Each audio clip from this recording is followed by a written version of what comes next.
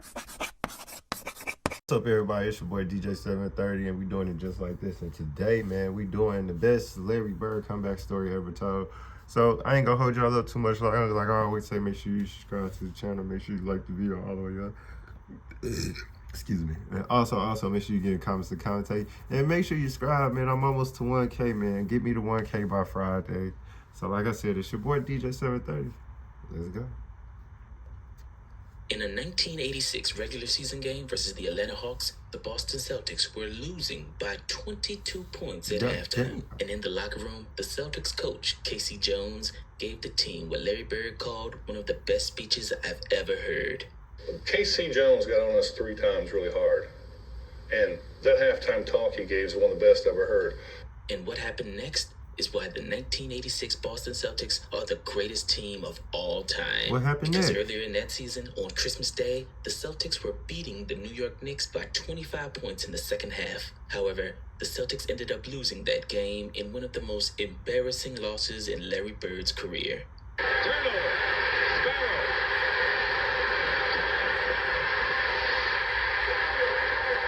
The Boston Celtics are faced with the fact that they have squandered a 25-point lead. The underdog Knicks have gone wild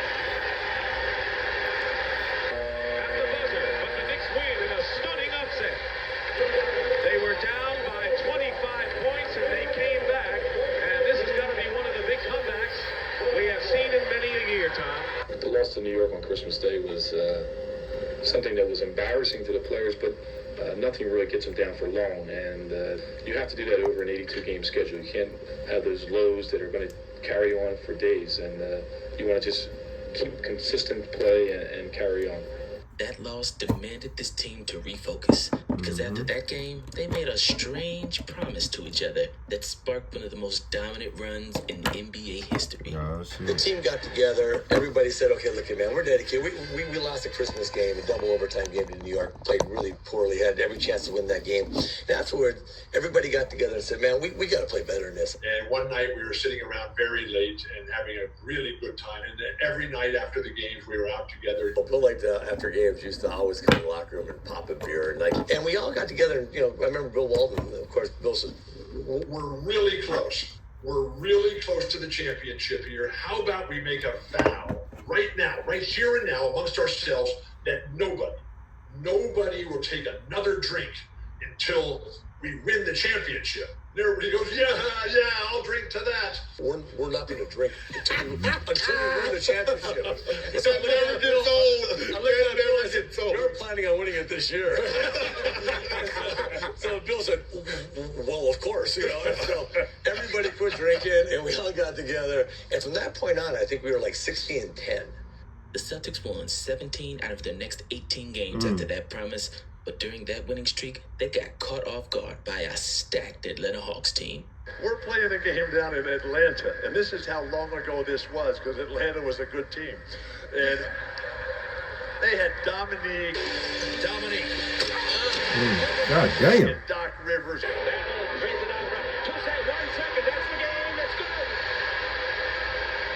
Rivers hits the shot at the buzzer. And Reggie Theus. The outlet to Theus. Look at the antelope spin. Gives it Halloween. And Reggie putting on a show for the home folks. Kevin the Penguin Willis. 3 to go. Willis to the baseline.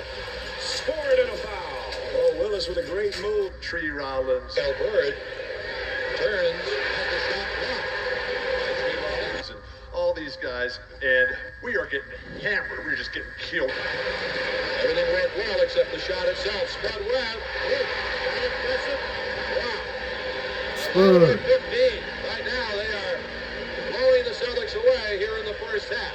Question as far as Atlanta's concerned is, can they sustain this emotional high for 48 minutes? This is not easy to do, even at home in front of a sellout crowd.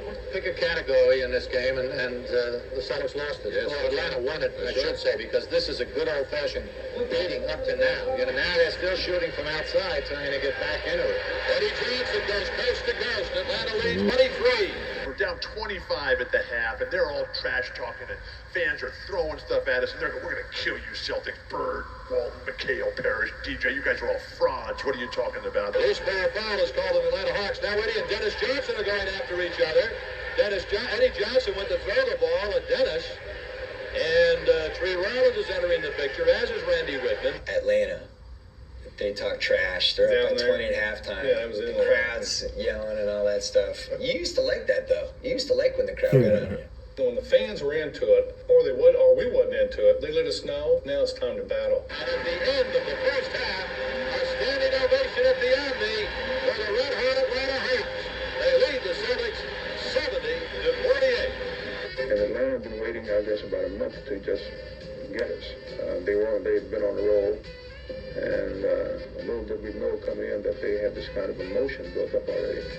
They started the first quarter off and just ran us off the court. At halftime, we're down 23. It was not enough. They had a 23-point lead at the time, but they also they're trying to figure out what to do. Damn. realize at halftime, like Perry said, they're talking at us, they're slamming us, and then they're talking more.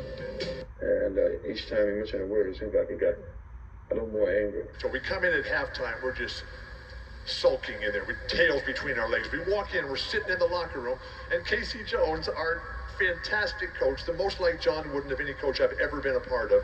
Casey Jones got on us 3 times really hard. And that halftime talk he gave is one of the best I've ever heard. Casey walks in, y'all have to tighten up. looks at his watch, doesn't say a word, walks over to the cooler and pulls out a beer. Pops the beer, goes and sit down, pounds down the beer, just sitting there. Finishes the beer, looks at his watch, looks at us, goes over to the cooler and gets a second beer. Pops the beer, pounding it down, doesn't say a word. Looks at his watch, looks around at us, goes and gets a third beer, does the same thing. And then he gets up, looks at his watch for the final time, and he says, A lot of you guys have been here for a long time, but obviously you don't know what it means to be a Celtic. You know, the whole thing about having pride. You're wearing the jersey. And he never screamed or never yelled. And he goes, we got it in us to come back and win this game. But we have to do it. We got to dictate the second half of how we want to play. But once I stepped on the parquet, you felt indebted to him to at least go out there and try to do something special that night and win a basketball game. let's go.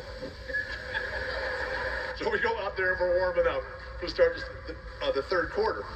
And they got a record sellout crowd there at the Omni. Sellout crowd on hand. It was the earliest sellout for this game in Atlanta Hawks history, and it will be the biggest crowd they've ever had. And then the team comes out in the second half, just eye of the tiger, and it's a great game. That's it's a the first. Gets it to Bird, who had 14 in the first half and now has 16. To get into when something goes wrong, Bird. That's 18 points in the ball game for Larry Bird. Now Ainge. They find Bird open. He winds up from 20. 3 for 3 for Larry Bird in the second half. 20 points for the game. Ahead to Dennis Johnson. DJ will take it all the way. Has it blocked. Bird comes up with it. The basket counts and a foul.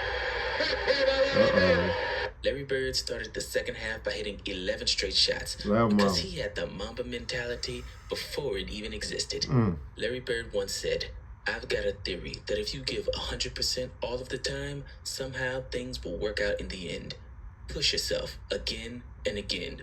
Don't give an inch until the final buzzer." And that's exactly what he did that night. Into the hands of Dennis Johnson. Livingston is in replacing Willis for Atlanta. Bird at the other end has Whitman on him, a much smaller man. Bird, spectacular! Larry Bird, 24 points for Bird. Oh, Bird, not to be outdone, starting to put on a little show of his own now. Looks like an off-balance, low percentage shot. Meanwhile, he got nothing but net. And Larry Bird is smoking. He's got 12 points in this quarter and 26 in the ball game. Don't turn off that set yet, folks. You watch an NBA game, and nobody wants to ever take the ball out of bounds because they know they're never going to get it back. Larry Bird always took the ball out of bounds. The selfless sacrifice that was Larry Bird's defining personal characteristic, what he would do to make other people's dreams come true. He's going to take the ball out of bounds, and that referee comes, and the referee hands the ball to Larry to start the third. We're down 25. Larry takes the ball and pushes it back into the midsection of the referee, so that he can't get away. And the referee is like startled, staggered. What's going on here? We're all right there, right in front of the Celtic bench. And Larry looks right into the soul, right through the eyes of that referee. And he says to him, "We're not going to quit. You make sure you don't quit either." John just like melted on the spot. Larry hit 11 straight shots to start the third, including 7 threes. We were tied at the end of the third. We won in overtime. We did not need a plane to get home that night. Larry Bird, you're awesome. Strong comeback here in the third quarter. He sit back like, yeah, that's me. Larry Fallaway. Yeah, that's me. This is what I'll do. 81 points for Bird. 17 in this quarter. A moment ago, they took their lead. Bird in the lane. 33 points for number 33. Celtics lead 198. Parrish hits Larry Bird with it. 18-footer. Good! Larry Bird! 35 for Bird. And the Celtics have a 3-point lead with 48 seconds left. And what a comeback. Down by 22 at the half. The Celtics have gone ahead by 3 with 48 seconds left, Goose. He intentionally misses that one. Robert Parrish gets the rebound to Larry Bird. Ball game. Celtics win it by 3. What a win. A great win for the Celtics here at the Omni in Atlanta tonight. And they're slapping high fives as they go off the floor. A marvelous overtime victory. The final score here from the Omni in Atlanta, Georgia. The Celtics 125 and the Atlanta Hawks 122. Damn, got busy on that. And we got out there and we ended up beating them. That was my favorite regular season win from the 86 team, which was my favorite team. Yeah.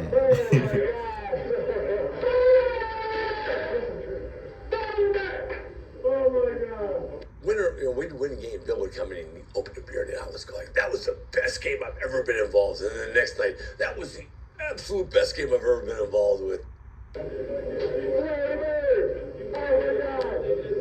This game was the greatest comeback of Larry Bird's career. And by the end of that season, Larry Bird won the regular season MVP and the finals MVP as he led the 1986 Boston Celtics to a championship, solidifying that team as one of the greatest teams of all time. They lost on Christmas Day after having a 25-point lead. They had lost 5 out of 9, and then they grouped together, won 17 out of 18, and the Celtics used Christmas Day's disaster to go on and win their 16th NBA championship.